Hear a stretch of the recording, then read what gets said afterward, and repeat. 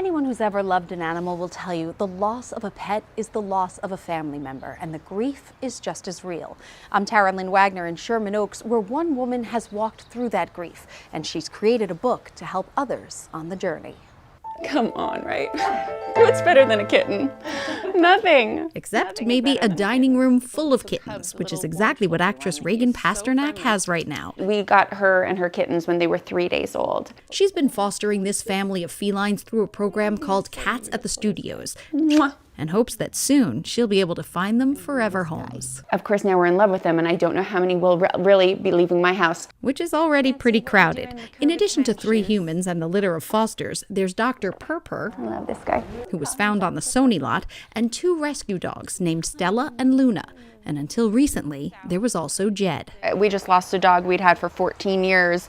Nobody can tell me that's not meaningful. He's part of our life and part of our family. All of Reagan's animals are family, but Griffin was even more than that. He was what I call my soulmate animal, and because we were just completely connected. It's been 10 years since she lost Griffin, and the pain, well, it never really goes away. I'll miss him forever, and I still do, all these years later. It's tough. Grief is hard.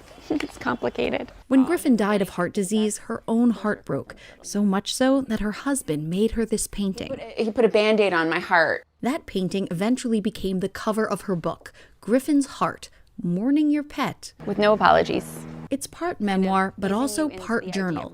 Reagan guides readers through a series of exercises intended to help them process their own feelings.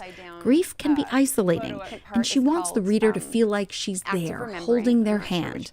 There are places to put photos, draw pictures, and in the final section, to say goodbye, bringing some sort of peace and closure. Hopefully, when you're closing it up, it's full of your pictures, your memories.